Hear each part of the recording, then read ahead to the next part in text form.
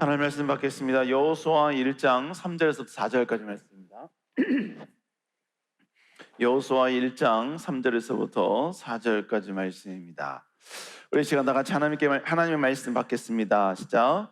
내가 모세에게 말한 바와 같이 너희 발바닥으로 밟는 곳은 모두 내가 너에게 주었노니 곧 광야와 이 레바논에서부터 큰 강 곧 유브라데 강까지 해쪽 속의 온 땅과 또 해지는 쪽 대해까지 너희의 영토가 되리라. 아멘.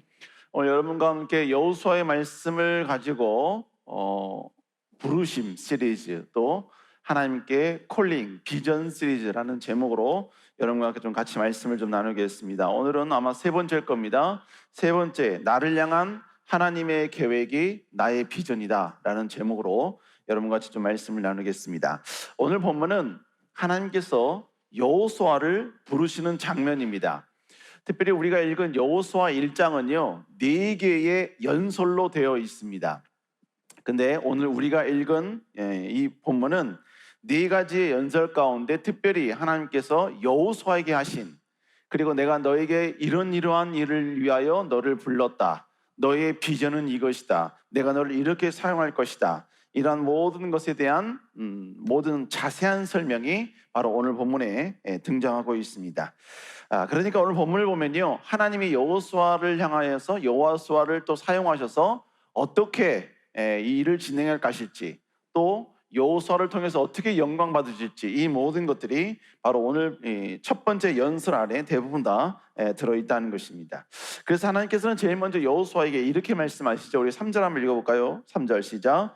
내가 모세에게 말한 바와 같이 너를 발바닥으로 밟는 곳은 모두 내가 너희에게 주었노니. 첫 번째로 주님께서요, 너희가 발바닥으로 밟는 것은 이미 내가 너희에게 주었다라고 표현하고 있습니다. 주었노니라는 이 표현은 과거형이 아니라요, 영어 성경에 보면 현재 분사형으로 나옵니다. 지금도 하나님이 계속해서 주고 있다는 이야기고, 또 지금도 계속해서 미래에도 주겠다는 의미로 우리가 받아들여야만 되는 것이죠.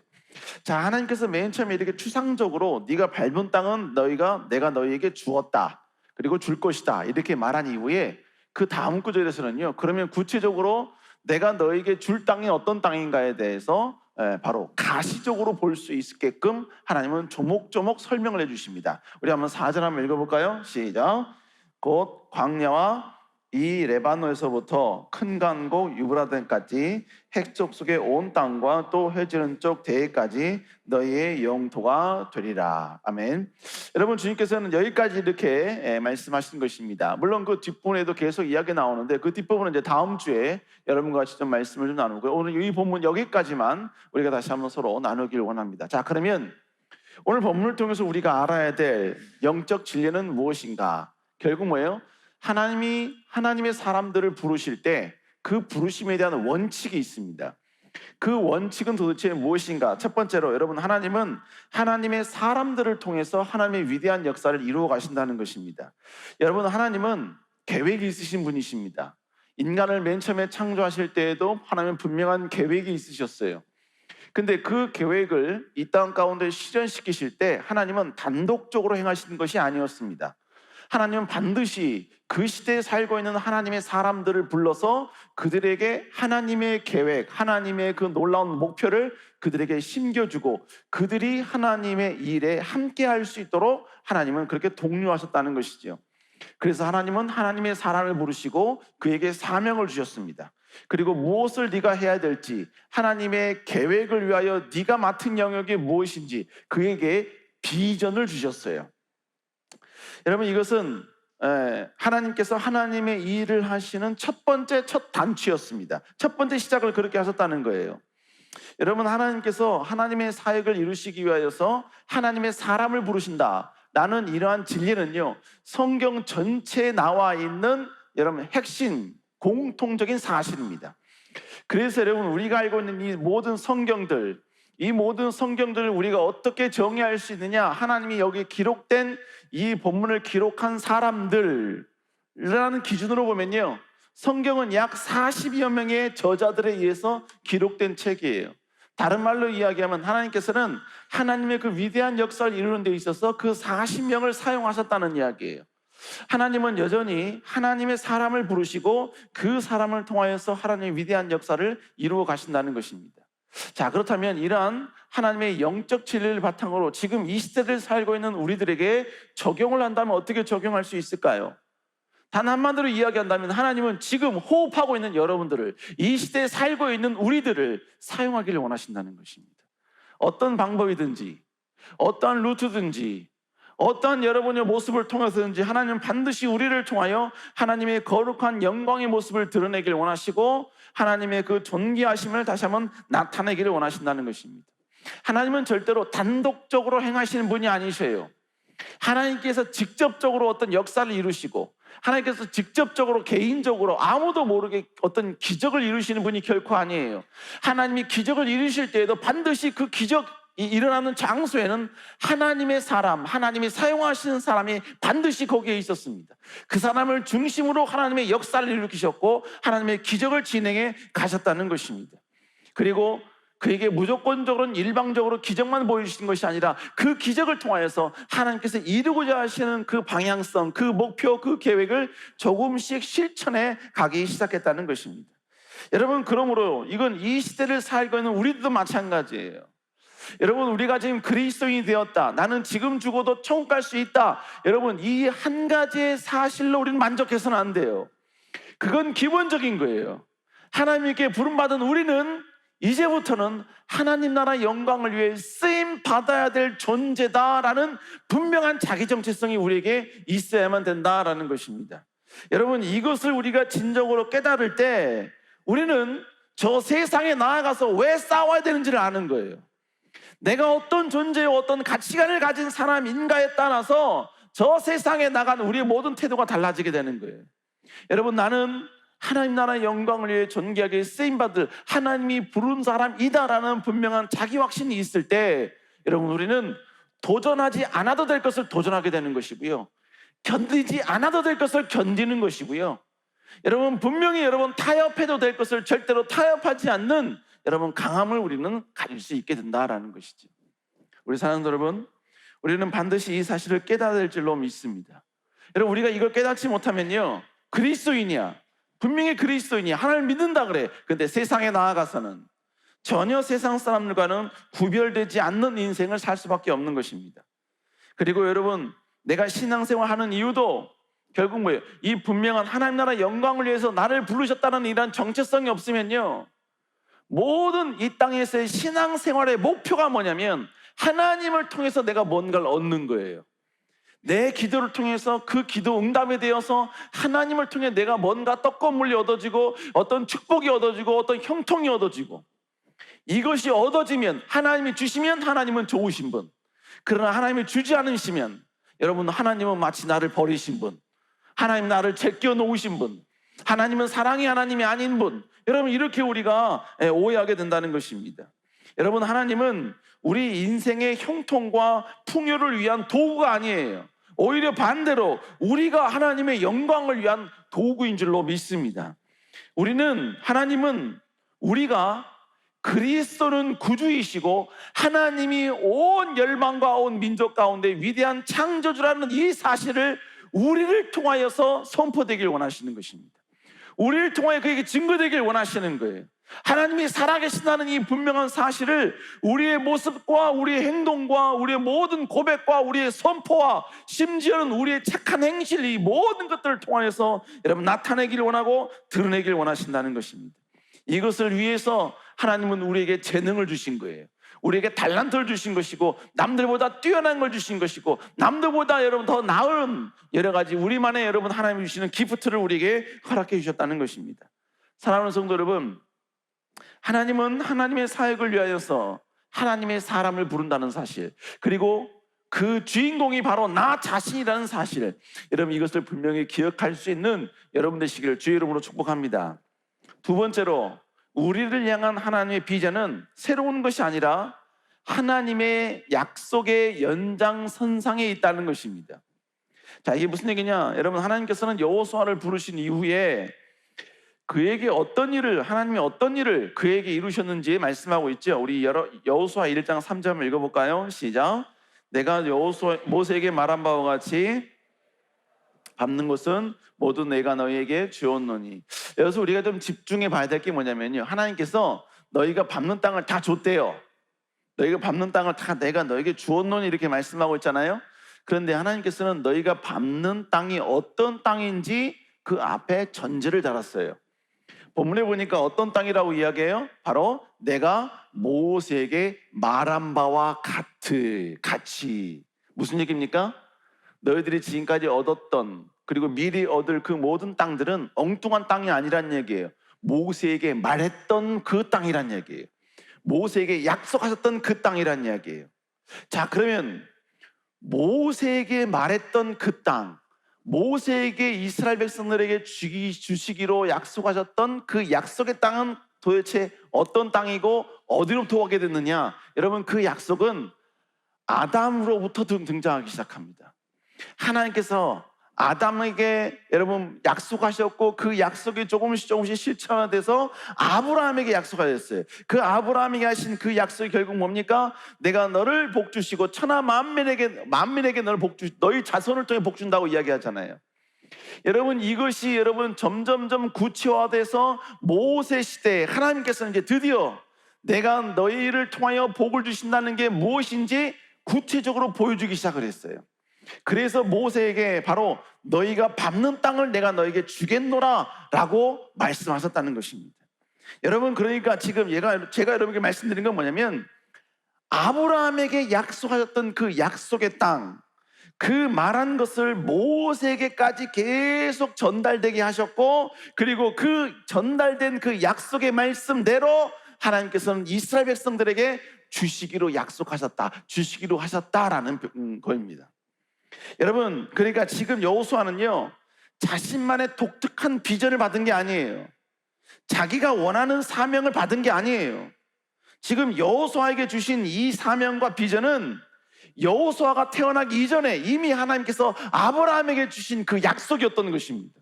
그리고 그 약속을 지금 여호수아가 살던 그 시대에 여호수아를 통해 이루길 원하셨기 때문에 여호수아에게 바로 비전으로서 하나님이 아브라함에게 약속하신 그 약속을 성취하라고 여호수아에게 비전을 주셨다는 이야기예요.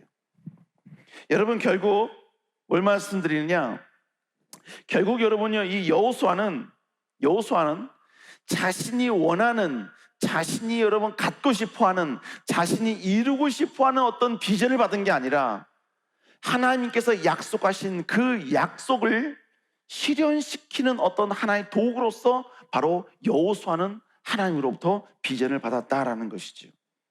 여러분, 마찬가지입니다. 여러분, 하나님께서도요, 아브라함에게 약속하셨던 그 약속을 각 시대마다 각 사람들에게 실현시키는 방법으로 하나님이 위대한 역사를 이루어 가셨습니다. 여러분, 그렇기 때문에 하나님께서는 지금 여호수아가 살던 그 시대에 여호수아를 통하여서 그 시대에 하나님께서 이루고자 하신 하나님의 계획을 여호수아를 통하여서 이루길 원하셨다는 것이죠. 그러니까 여러분, 여호수아는 자기 비전, 자기가 갖고 싶은 것, 자기가 이루고 싶은 것을 성취해가는 것이 결단코 아니란 얘기예요. 그는 하나님의 비전을 자기의 비전으로 삼고 지금 그것을 이루어 가기 위해 준비하고 있다는 것입니다. 여러분, 지금 이 시대도 마찬가지예요. 하나님이 우리를 이 땅에 부르신 것은 변함없는 사실입니다. 그런데 내가 하나님께 쓰임받고 싶다는 비전, 이 소망은 내가 이루고 싶은 것을 여러분요 정하는 게 아니에요. 내가 성취하고 싶은 것을 나의 비전으로 삼는 게 아니에요. 내가 추구하는 삶의 질, 내가 이루고 싶은 어떤 삶의 목표, 내가 성취하고 싶은 어떤 부귀와 명예의 어떤 레벨, 여러분, 그 레벨을 우리의 비전으로 삼아서는 안 된다는 이야기예요. 하나님이 우리에게 주시는 비전은 하나님의 계획과 명확하게 일치해야만 하는 것입니다. 하나님이 이루시길 원하는 것을 이루기 위해 하나님은 우리를 사용하길 원하셨고, 그리고 우리를 사용하시는 각자만의 그 방법이 그 사람의 비전이다라는 것입니다. 여러분, 그러니까 원칙적으로 말하면 나의 비전이란 없는 거예요. 원론적으로 말하면 하나님의 비전이 결국 나의 비전이 되어야 되는 것입니다. 하나님의 목표가 내 인생의 목표가 되어야 되는 것이고, 하나님이 원하시는 방향이 내 삶을 통하여서 나타내고 드러내기 원하는 나의 방향이 되어야만 된다라는 것입니다. 여러분, 우리가 왜 시험에 들면 안 되죠? 성경에 보면 나로 인하여 실족하지 않은 자가 복되다 그랬습니다. 예수님께서 예수님으로 말미암아 실족하지 않은 자가 복되다는 이야기예요. 무슨 얘기입니까? 예수님께서 말씀하시는 그 말씀, 예수님께서 원하시는 그 명령을 선포할 때 그 선포된 그 말씀을 수용하기 쉽지 아니하는 사람들이 나타난다는 이야기예요. 그래서 시험에 든다는 이야기예요. 여러분, 주님께서 시험에 들지 않는 자가 복되다라는 표현은 뭘 말하는 겁니까? 우리 주님은 누구든지 시험에 드는 것을 원치 않는다라는 의미예요. 그러면 왜 하나님께서는 우리가 시험에 드는 걸 원치 않으시죠? 여러분, 내가 시험에 들었다는 것은 결국 뭘 말하냐면 하나님과 함께 가야 되는 그 방향성과 반대되는 방향으로 가고 있는 모습이기 때문에 그런 거예요. 여러분, 우리가 죄를 짓거나 왜 타락하면 안 되죠? 왜 우리가 안주하면 안 되죠? 타락과 안주는 하나님이 원하시는 그 방향과 같은 방향이 아니라 반대 방향으로 가는 것이기 때문에, 그렇기 때문에 여러분, 옳지 않게 된다라는 거예요. 여러분, 우리는 가데스 바네아 사건 여러분 잘 아시죠? 12명의 정탐꾼, 각 지파에서 여러분 난다 긴다 하는 믿음 좋은 사람 한 사람씩 뽑은 거예요. 그리고 그 믿음 좋은 사람들을 여러분 전부 다 가나안 땅에 보냈습니다. 40일 동안 정탐하라 그랬어요. 그리고 그 정탐하고 온 그 12명의 사람들이 보고를 하죠. 이제 여러분이 보고를 하는데 10명이 부정적 보고를 합니다. 그 10명의 부정적 보고를 듣고 이스라엘 백성들이 울기 시작을 합니다. 그들이 울면서 했던 일이 뭔지 아세요? 다시 가나안 땅으로 가자는 거예요. 우리 지도자를 세워서 다시 가나안 땅으로 저기 애굽 땅으로 가자는 거예요. 애굽 땅으로. 여러분, 이 말에 대해서 하나님께서요, 너희가 말한 대로 그대로 내가 행하여 주겠다라고 이야기하고 계십니다. 그리고 하나님께서는요, 이스라엘 백성들이 뭡니까? 홍해를 건널 때 20세 이상 되는 모든 사람들은 전부 다 40년 동안 광야를 헤매다가 다 광야에서 엎드러지게 될 것이다, 죽게 될 것이다 라고 이야기를 하고 있습니다. 아니, 이스라엘 백성들이 여러분이 애굽 땅으로 가자고 한 말이 그렇게나 여러분 큰 어려운, 그렇게나 여러분이 잘못된 말입니까? 여러분, 우리가 표면적으로 봤을 때, 인간의 생각과 이성으로 봤을 때 그게 무슨 그렇게 큰 죄지? 뭐가 그렇게 큰 죄지? 그래서 왜 그렇게 어마어마한 여러분 죄값을 받은 거지? 우리는 그렇게 이해할 수 있어요. 그러나 여러분요, 그건 완벽히 하나님의 약속을 찢어버리는 행위였고 완전히 박살내버리는 행동인 것입니다. 하나님께서는 가나안 땅을 주시겠다고 이미 하나님께서는 아브라함에게 약속하셨어요. 그리고 그 아브라함에 약속하신 그 약속을 지금 모세 시대에 모세를 통해 이루어 가고 계시는 거예요. 그래서 여러분, 그 가나안 땅이 바로 보이는 가데스 바네아까지 왔어요. 이제 조금만 가면 가나안 땅입니다. 그 가나안 땅에 들어가는 게 하나님의 약속이었다고요, 계획이었다고요. 그런데 이스라엘 백성들이 전부 다 가나안 땅이 아닌 애굽으로 가자는 것입니다. 하나님의 방향은 이쪽 방향인데, 가나안 땅인데 그곳이 아닌 반대로 가자는 것입니다. 하나님의 약속이 아닌 반대로 가자고 하는 모든 이스라엘 백성들을 향하여 너희들은 하나님의 축복을 받을 만한 가치 없는 존재들이다. 여러분, 그래서 하나님께서는 그들 모두에게 하나님의 약속을 이룰 수 있는 모든 특권을 다 빼앗아 버린 것입니다.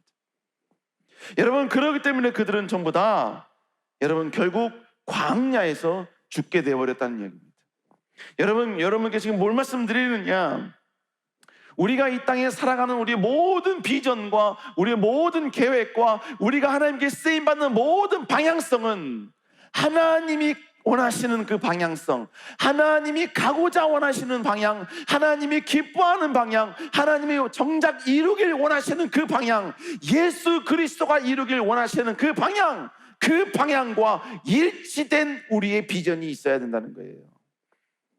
절대로 내가 원하는 비전, 내가 즐기고 싶은 비전, 내가 목표한 비전, 내가 바꾸고 싶은 삶의 비전이 아니라 하나님과 함께하는, 하나님이 바라보는 것을 바라보고 하나님이 소망하는 것을 소망하는 그런 비전을 간직한 자가 되어야만 된다는 것입니다. 여러분, 이런 여러분들 수 있기를 다시 한번 여러분 축복합니다. 축복합니다. 그럼 여러분, 하나님이 정작 원하신 게 무엇인가? 그걸 알아야죠. 그건 다음에 하겠습니다. 다음에 할게요. 근데 여러분, 중요한 건 결국 뭐냐? 여러분, 이미 답은 나왔어요. 예수 그리스도가 결국 중심이고 예수 그리스도가 우리에게 답을 주셨어요. 결국 중요한 것은 우리의 비전은 하나님과 함께하는 방향이 되어야 한다는 것이죠. 제가 과거에 캄보디아 선교를 한번 간 적이 있었어요. 캄보디아 선교를 답사를 간 것 같아요. 답사를 갔는데 거기 있는 선교사님이, 그분이 어떤 분인지 몰라요. 그런데 캄보디아 지역에서는 아주 유명한 분이래요. 유명한 분. 그분은 한국에서 사업을 하는데 어떤 사업을 하냐면 저수조, 여러분 그 뭡니까, 이렇게 정화조 이렇게 우리의 변을 이렇게 쭉 이렇게 땅속에 묻는 거 아시죠? 그 정화조 사업을 하시는 분이셨어요.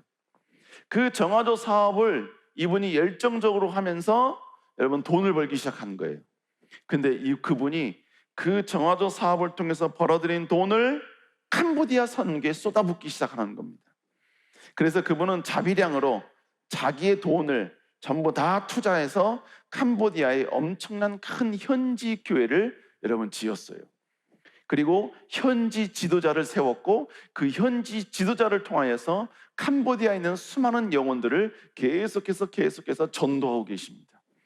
그리고 이분 이 정도 말씀 되잖아요. 그런데 이분은 여기서 멈추지 아니하고 1년에 한 번씩 여름마다 꼭 들어와서요, 그동안 1년 동안 벌었던 자기의 모든 물질들, 뭐 전부는 아니겠지요. 그러나 여러분 적지 않은 금액을 여러분 쏟아 부으면서 여러 지역을 다니면서 전도 집회를 한다는 거예요. 거기 있는 교회의 성도들과 함께 여러 지역을 다니면서 계속해서 복음을 전하고 여러분 예수 그리스도가 구주라는 사실을 계속해서 전하고 외치고 있다는 것입니다. 그분이 하시는 사업의 이유는 바로 캄보디아 영혼을 위하여서 그런 모든 걸 전부 다 쏟아붓고 계십니다. 여러분, 저는 그분이 어떤 집사님인지 어디 사는지 잘 몰라요.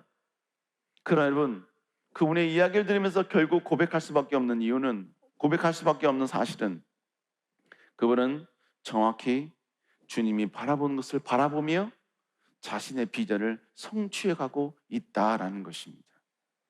우리 모든 그리스도인의 비전은 하나님의 비전과 일치해야 합니다. 예수님이 바라보는 것과 같아야 합니다. 예수님의 비전과 동일한 연속선상에 우리의 비전과 꿈이 여러분 함께 있어야 될 줄로 믿습니다. 여러분, 그래서 하나님의 비전을 이루기 위하여 내 비전을 이루어야 된다라는 이 분명한 목적이 있으면요, 여러분 그 어떤 걸 구해도 그건 절대로 기복적인 신앙이 아니에요.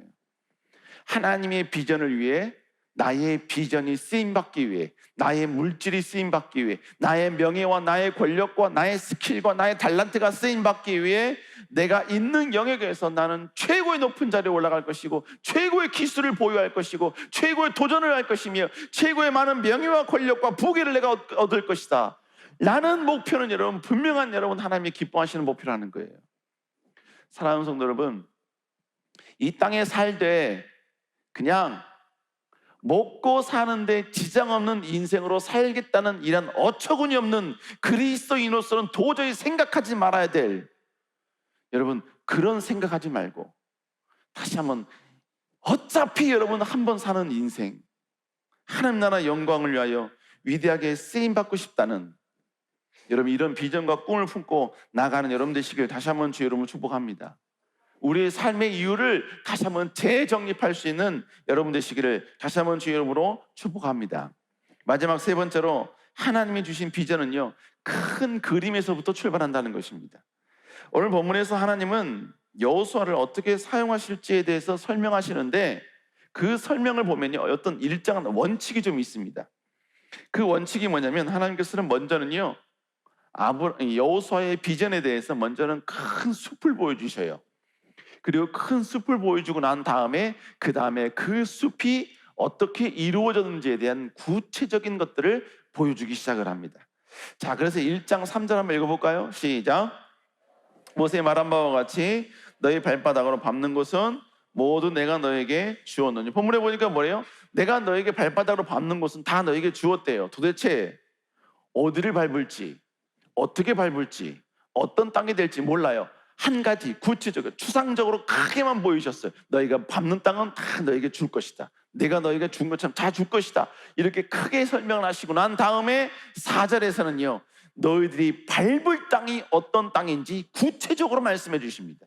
우리 한번 4절 다시 읽어볼까요? 시작. 큰 강, 곧 유브라데 강까지 해쪽 속에 온 땅과 또 해지는 대해까지 너희의 영토가 되리라. 하나님께서는 3절에서는요, 여호수아를 어떻게 사용하실지에 대해서 크게 큰 숲을 먼저 보여주셨어요. 그리고 4절에 와서는 그 주실 땅, 구체적으로 내가 여호수아 너를 통하여 이루길 원하시는, 정복하길 원하시는 그 땅이 무엇인지 구체적으로 그의 머릿속으로 그림 그릴 수 있을 정도까지 자세하게 설명을 해주셨다는 것입니다. 그것이 바로 광야와 레바논에서부터 큰 강 곧 유브라데 강까지 해쪽 속의 땅뿐만 아니라 여러분 태양이 지는 저 대해까지 하나님은 그 땅을 다 주시겠다는 거예요.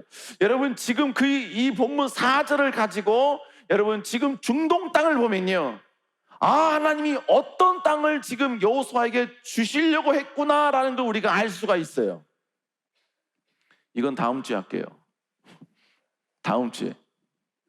어찌됐건 여러분요, 하나님은 여호수아에게 비전을 주실 때 처음서부터 자세하게 주신 것이 아니라 처음에는 크게 추상적으로 주셨지만 그 다음엔 구체적으로 그에게 구체적인 비전을 주셨다는 것입니다. 여러분 물론 하나님은요, 처음서부터 하나님을 부르실 때 처음서부터 내가 너를 이렇게 쓸게 라고 구체적으로 비전을 주신 케이스도 있습니다.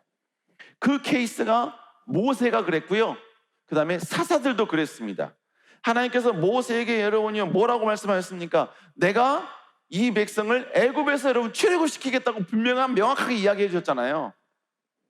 또 여러분 하나님께서는 사사들에게도 내가 너를 왜 불렀는지 부르실 때 비전과 함께 정확한 비전을 그에게 주셨습니다. 기드온에게 이렇게 말씀하셨어요. 우리 한번 사사기 6장 14절 한번 읽어볼까요? 시작. 그를 향하여 이르시되 너는 가서 이 너의 힘으로 이스라엘을 미디안의 손에서 구원하라. 내가 너를 보낸 것이 아니냐 하시니라. 여러분 하나님께서는 기드온에게 명확하게 설명을 해줬죠. 뭐예요? 내가 너를 통해 미디안 족속으로부터 이스라엘을 해방시키겠다. 거기로부터 내가 벗어나게 하겠다. 여러분 분명하고도 정확하고 구체적으로 사사들에게 이야기했습니다. 그런데 여러분 왜 그랬냐면 하나님께서 급히 쓰셔야 되니까 여러분 하나님께서는 명확하게 모세나 사사들에게는 정확하게 말씀해 주셨어요. 그런데 여러분 성경의 대부분 사람들에게는요, 하나님이 그를 부르실 때 구체적으로 말씀하지는 않으셨다는 거예요. 추상적으로 내가 너를 쓸게, 내가 너를 통해 영광 받을게, 아니면요 아브라함과 이삭과 야곱에게 하셨던 그 약속의 말씀을 다시 여러분은 재설명을 해주면서 내가 너를 이 목적으로 내가 너를 불렀어, 여러분 이렇게 추상적으로 말씀하셨다는 거예요. 도대체 나를 부르신 이유가 뭐고, 나를 통해 어떻게 영광 받길 원하시고, 내가 지금 하나님의 영광을 위해서 어떻게 쓰임받아야 되고, 그렇다면 지금 내가 뭘 해야 되고, 뭘 도전해야 되고, 뭐에 최선을 다해야 되고, 내가 뭘 지금 포기해야 될지 알려주신 것이 아니었다는 거예요. 때로는 처음에는 그냥 여러분요 추상적으로 그냥 뭉뚱그려서 여러분 그에게 비전을 주셨다는 거예요. 근데 중요한 건 뭐냐면 내가 너를 사용한다라는 분명한 확신은 주셨다는 거예요. 내가 너를 통해 영광 받길 원한다 라는 분명한 확신을 그에게 주셨다는 것입니다. 그럴 때 그러나 여러분 그들이 나를 향한 하나님의 비전이 구체적으로 뭔지 몰라. 하지만 그 모르는 상황 속에서도 그들이 조금씩 작은 일에 최선을 다하고 여러분 열정을 다하게 하나님이 기뻐하는 일에 집중할 때 하나님은 그때마다 하나님이 그에게 보이셨던 추상적인 비전을 조금씩 구체화시켜서 그에게 이야기해 주시고 그에게 보여주시더라라는 것입니다. 여러분, 지금 제가 여러분께 이 말씀을 다시 한번 우리에게 여러분요 적용을 시키면, 어떤 청년들은 그런 얘기합니다. 목사님, 하나님 나를 왜 불렀을까요? 목사님, 지금 내가 이 직장을 가야 되냐, 이 직장을 가야 되느냐, 이걸 선택해야 되는데 무엇이 하나님의 뜻일까요? 나를 향한 하나님의 비전은 뭘까요? 여러분, 당사자가 모르는데 제가 어떻게 합니까? 지금 제가 여러분께 이 말씀 드린 이유는 뭐냐? 여러분, 지금 내가 구체적으로 하나님이 나를 어떻게 쓰실지에 대한 구체적인 하나님이 주신 나의 비전을 모른다 할지라도 실망하지 말라는 이야기예요. 절망하지 말라는 이야기입니다. 지금 아직 내가 하나님이 나를 어떻게 쓰실지에 대한 비전을 모른다 그래서 하나님이 우리를 포기한 게 아니에요. 하나님이 우리를 버린 게 아니에요. 하나님은 여전히 지금도 하나님은 우리를 통해 영광 받길 원하십니다. 그 영광 받길 원하신다는 어마어마하게 너무나 큰 뭉뚱거린 하나님의 비전이 우리에게 선포된 거예요. 그리고 그 선포된 하나님의 비전, 큰 비전, 추상적인 그 비전을 우리가 가슴에 품고 내가 지금 있는 그 상황에서 최선을 다해서 집중하고 도전하고 충성하면 하나님께서는 조금씩 나를 통하여 어떻게 쓰실지, 어떻게 영광 받을지 보여주게 될 줄로 믿습니다. 때로는 말씀을 읽다가, 때로는 말씀을 듣다가, 아니면 여러분 누군가의 간증을 듣다가, 아니면 누군가의 대화를 하면서 여러분 그러면서 점점점 하나님이 나를 이렇게 사용하길 원하시는구나, 하나님 나를 이렇게 영광 돌리길 원하시는구나, 여러분 그것을 우리는 구체적으로 알게 될 때가 있다라는 것입니다. 근데 여러분, 때로는요, 나는 이 방향이 하나님이 원하시는 방향인 줄 알았어. 이 방향이 나는 하나님이 나에게 주신 비전인 줄 알았어. 여러분, 그래서 나는 거기에 최선을 다했어. 그런데 하나님이 아니래. 여러분, 그럴지라도 하나님이 방향을 바꾸신다 할지라도 나는 거기에 최선을 다하고 있으면 하나님은 그의 충성을 보시는 것입니다. 그의 열정을 보시는 것입니다. 믿습니까? 몇 번 제가 말씀드렸죠? 여러분, 제가 대학교 4학년 때까지는 저의 비전은 물질장로였습니다. 물질장로. 그래서 저는 55세까지 제가 벌 수 있는 모든 돈을 다 벌려고 그랬어요. 그래서 여러분, 대학교 때에도 저는 공대를 나왔기 때문에 여러분 그 원서를 쓸 때에도 여러분 연봉을 제일 많이 주는 데 갔어요. 연봉을 제일 많이 주는. 왜? 저는 55세까지 모든 걸 다 시험을 쳐야 되거든요. 시험이라는 말은 옳은 말이 아니죠. 그때까지 모든 걸 전부 다 결정을 해야 돼요. 그렇기 때문에 연봉 제일 많이 주는 데를 선택을 했습니다. 근데 하나님이 그게 아니래요. 그게 아니래요. 너는 물질장로로 쓰려고 너를 이 땅에 보낸 게 아니래요. 내가 너를 목회자로 부르려고 너를 이 땅 가운데 보내셨다는 거예요. 여러분, 그렇다고 해서 제가 지금까지 그때 여러분이 물질장로가 되겠다고 했던 그 모든 노력들이 전부 다 허사가 되는 거예요? 아니에요. 그때 그 목표를 향하였던 나의 비전과 나의 열정은 동일하게 바로 목회자로서의 비전과 꿈으로 다시 전이 되는 것입니다. 전이 되는 거예요. 우리 사랑하는 성도 여러분, 여기 있는 우리 모든 성도들은 나이를 초월하여 누구도 무의미한 사람은 없습니다. 어느 누구도 하나님 앞에 쓰임 받을 수 없을 정도로 나약하고 부족하고 연약한 사람은 없습니다. 다 하나님께 쓰임 받을 수 있어요. 아니, 다 쓰임 받아야 돼요. 이 부분도 다음에 하겠습니다. 할 말이 많아요. 우리 사랑하는 성도 여러분, 하나님은 처음에 우리에게 구체적으로 말씀 안 해. 여러분, 저도 지금 목회자지만 하나님이 저에게 너는 이거야, 이거야, 이거야, 이거야, 이거야. 여러분, 저는 아직도 여러분요 그렇게 말씀해 주지 않으셨어요. 아직도 저는 추상적이에요. 추상적입니다. 추상적이지만 하나님이 나에게 맡겨주신 이 일에 지금 최선을 다하고 있는 거예요. 최선을 다하니까 하나님이 조금씩 조금씩 구체화시켜 주시더라는 거예요. 그 구체화시켜 주시는 나를 향한 하나님의 그 놀라운 비전들의 그 구체화는 지금도 진행이 되고 있습니다. 사랑하는 여러분, 하나님은 지금도 이 시대에 여러분을 쓰길 원하십니다. 여러분을 부르셨습니다. 여러분을 통해 영광 받길 원하십니다. 여러분을 통해 예수 그리스도가 드러나길 원하십니다.